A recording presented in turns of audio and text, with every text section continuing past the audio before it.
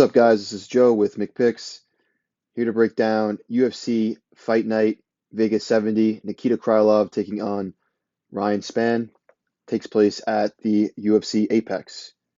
Let's get right into it. The first fight is Trevor Peek taking on Eric Gonzalez. Peek is the favorite, sitting at -190, and Gonzalez is +160. So it should be a pretty exciting fight to open up the card.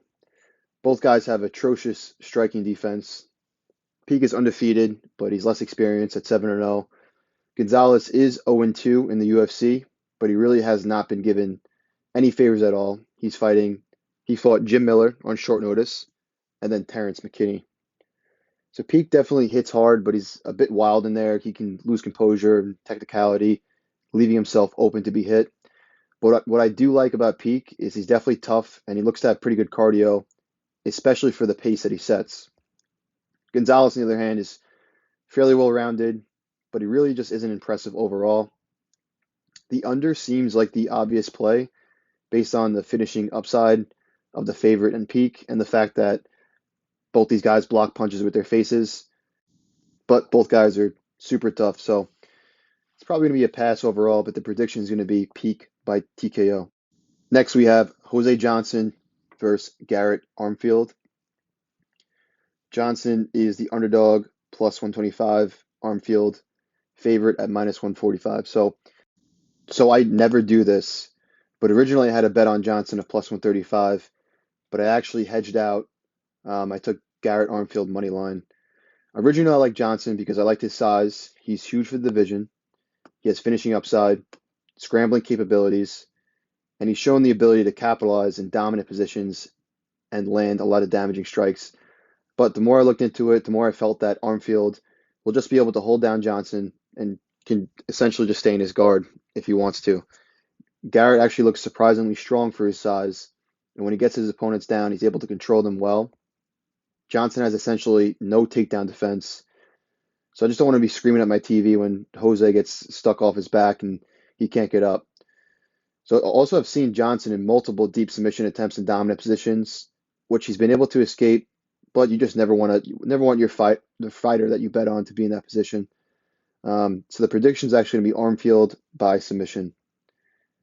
And one thing that I'll be looking to bet once the line is released is either fighter by submission, because like I said earlier, Jose Johnson's dangerous off his back, throws up a lot of submissions, but he himself gets put in a lot of deep submission attempts.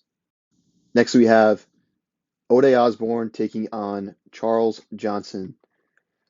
Osbourne is the underdog. He is currently +145. Charles Johnson, the favorite, -170. So Osbourne, the line on Osbourne is getting hit recently. He opened up +140, went all the way up to around +170-ish. Now he's back down to the +140 range.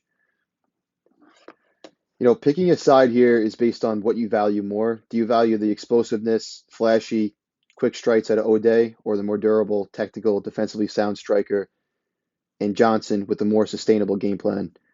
I'm actually going to back Ode here because I think that he's going to win the aggregate of the exchanges on the feet, and he also has a grappling upside. Ode is extremely athletic. He has fast hands. His speed was actually even giving a guy like Kopp some trouble on the feet in their fight prior to getting knocked out. But that athleticism and that explosiveness comes at a cost, as he definitely slows down as the fight progresses.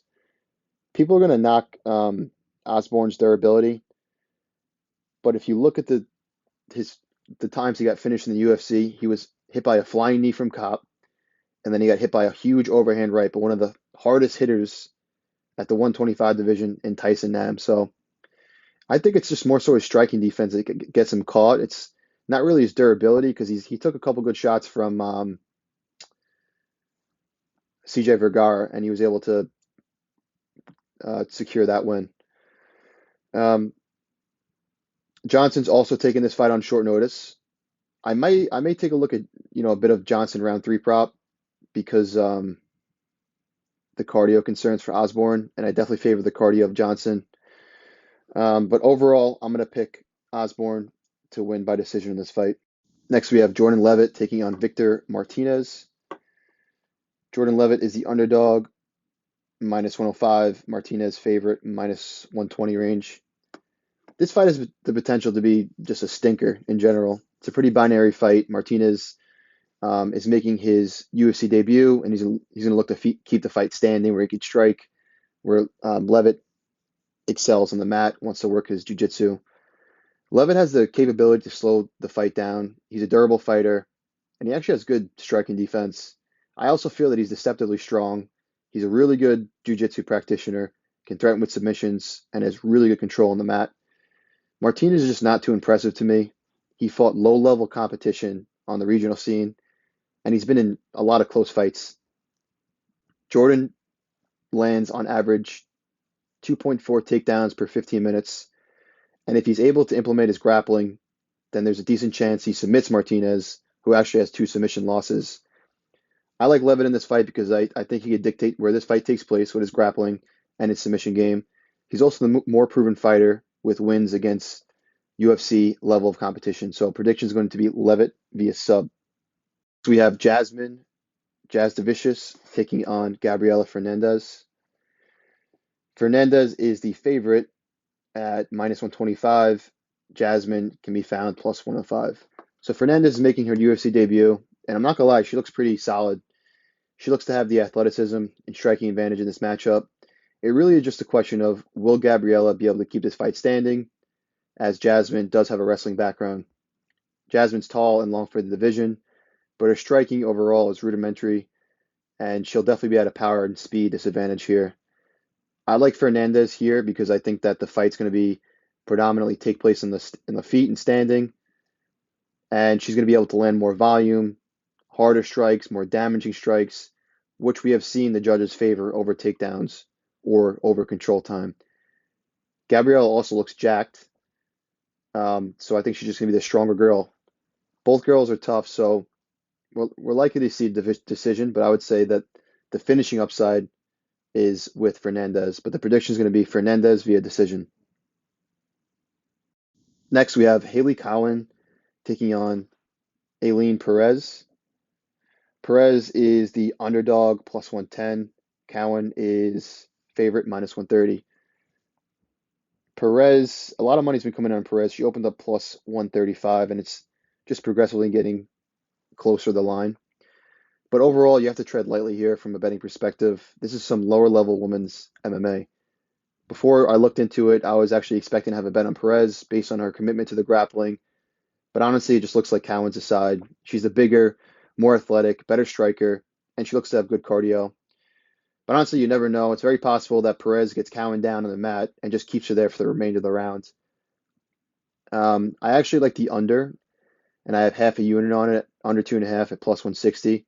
Both these girls fight at a high pace and are aggressive, and both have been finished inside the distance. But the prediction is going to be Cowan via submission. Next, we have Rafael Alves versus Nurulo Aliev. Aliev's the favorite at minus 180. Alves is the underdog plus 155. So Alves is about explosive, fast twitch, powerful and athletic as they come. But similar to O'Day, these big movements come at a cost as it zaps your cardio, which has been the downfall of Alves in the past, as it causes him to become low output and he slows down big time. But he's taken on UFC newcomer, undefeated prospect, 8-0, Aliev, who looks to implement a grinding, wrestle-heavy game plan. Aliev will likely be the minute winner here. He hasn't versed the best level of competition. Even his Contender Series fight, he just fought a really low-level guy.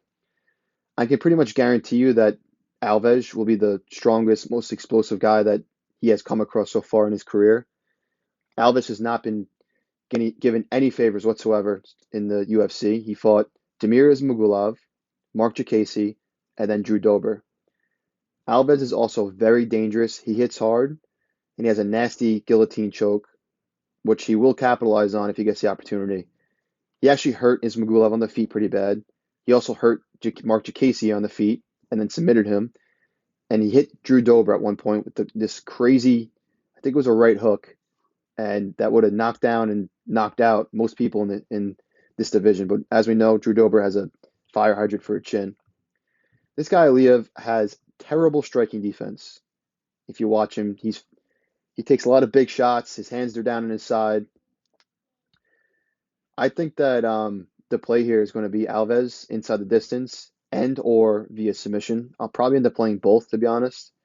I think Alves will get opportunities to hurt Aliev on the feet, as well as opportunities to submit him, as Aliev will force the grappling. I even saw Aliev get caught in a triangle submission against a low-level guy in the regional scene.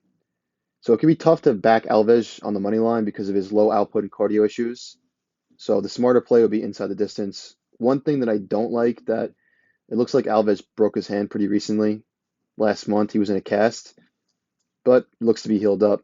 Prediction is going to be Alves via submission, and like I said, I'll be looking to play him inside the distance. Next we have Joe Solecki taking on Carl Deaton III, CD3. Solecki's massive favorite, minus 520. Deaton, plus 410. So it's going to be a quick breakdown. Joe is the younger, bigger, and better grappler. Deaton is fighting on short notice. He's 33, and he's smaller for the division. He actually has fought at bantamweight before. So just being the smaller guy without a full camp, well, he was actually training for a fight, but he wasn't training for a guy like Joe Solecki. And Joe Solecki's a really good grappler. It's just a tough ask for Deaton to come in here and be able to take on Solecki. Plus, Deaton doesn't have the best takedown defense. I've seen him take down multiple times by lower level guys and put in some pretty bad spots. I think Joe submits this guy at some point. He just has really good jiu-jitsu. Solecki's defensive striking definitely isn't the best. He's gotten caught in the past, but Deaton's really not known for his power punching. I think Solecki's pretty safe here. I think he just has a number of advantages, and I think he's parlayable. Prediction is going to be Solecki via submission. Next, we have Mike MALOTT taking on Johan Lioness. Mike is the favorite, minus 215, plus 185 for Johan. I think this is actually a pretty tough fight to call. Both guys are finishers, with MALOTT being the more dangerous fighter. He has a 100% finish rate with all his finishes in round one. MALOTT knocked out Gall in his previous fight, but he did take a couple good shots from Gall and was bloodied up in that one, which definitely is not a good look from a guy who's known for his grappling and not his striking. But MALOTT is solid everywhere, but his cardio definitely is a question mark. Lioness, on the other hand, has 3 decision wins on his record, but he definitely does not have the best cardio output in his own right. I like the under in this fight, since both guys have been finished by knockout in their only loss, and they're both predominant finishers. So I do have, I think, 1 unit on the under 1.5. I got it at minus 115. But the one thing that concerns me is Lioness looked like he kind of tapered back on his level of aggression after gassing against Gabe Breen, and he arguably lost his fight against Weeks after basically throwing no volume in rounds 2 or 3. So I think that MALOTT is the more well-rounded fighter. He's super technical everywhere. So I'm going to favor him overall, and hopefully we see a finish in this one. Prediction is MALOTT by knockout. Next, we have Tatiana Suarez taking on Montana De La Rosa. I think Suarez is the biggest favorite on this card. She is minus 750, plus 150, plus 550 for Montana De La Rosas. So the long-awaited return of the queen, Tatiana Suarez. She has not fought in almost 4 years, so I'm really curious to see how she looks. In her UFC stint, she fought some really good competition and completely dominated them. Go check out her stats on UFCstats.com. It's absolutely insane. She completely ragdolled the former champ, Carla Esparza. She choked out the upcoming title challenger in Alexa Grasso. She's just no joke. If she's anything like she was in 2019, I think she finishes Montana De La Rosa, even though Montana's pretty tough. Suarez is a submission threat, but not only that, she has some nasty ground and pound. The money line is essentially unplayable. Not a bad look to parlay the money line, but I actually have her in a parlay. But I also have the inside the distance prop at plus 105. I think I have about a half a unit on that. So good on Montana De La Rosa for taking this fight, but I just really think she has nothing for Suarez. And I think Suarez is going to be looking to make a statement here. So prediction is Suarez via submission. Next we have Augusto Sakai taking on Dontel Mays. Sakai is the favorite, minus 135, Mays plus 115. So Sakai, some money's been coming in on him. And Sakai has just had a really rough go lately. He's currently on a four fight losing streak, but just take a look at who he's fought recently. Overeem, Rosenstruik, Tuivasa, and then most recently Spivak. I think a lot of people are going to be on Mays this week because of the wrestling he showed against Parisian, and based on the fact that we've seen Sakai recently dominated by Spivak on the mat. But these are obviously two completely different levels of grappling. Mays is huge at 6'6", but he's dependent on his athleticism to get most of his wins. I actually just favor the tactical kickboxing of Sakai in this fight, and I think he wins by decision. But I also like the over 1.5 rounds, which I have 2 units on at minus 165. But the prediction is going to be Sakai via decision. Next up, we have Andre Muniz taking on Brendan Allen. Muniz is the favorite. He is minus 205, plus 175 for Allen. A lot of people aren't Allen this week, and honestly, I could see why. At face value, I thought I was actually going to take a betting shot on him as a dog, but after looking into it, I think I'm just going to pass. Muniz has just been dominant in his UFC stints so far, either finishing his opponents by submission early on or winning a unanimous decision with 30-27 scorecards across the board. He submitted guys who are definitely tough to submit, including Jacare Souza, albeit he was at the end of his career, but he did submit Eric Anders with that nasty armbar setup. So I actually think that Allen is the better striker with better cardio, but I believe that this fight is going to hit the mat on multiple occasions, and you just have to favor Muniz there. I do like the under 2.5 rounds here, but it is pretty juiced. I think it's around minus 190. So I might end up playing that, or I might just stay away, but the prediction is going to be Muniz via submission. All right, now we have the main event. Nikita Krylov taking on Ryan Spann. Really good main event. It should be action. Krylov is the favorite, minus 170. Spann is the underdog, plus 145. So here's a five-round main event that I can pretty much guarantee will not make it to a decision. Both these guys are finishers. Krylov with 29 wins, 27 of them by finish for a 93% finish rate. Spann has an 86% finish rate. To top it off, both guys have been finished in the majority of their losses. So the unders are a pretty safe bet in my opinion. I took the under 1.5, which I believe I got a minus 110, which I have a unit on.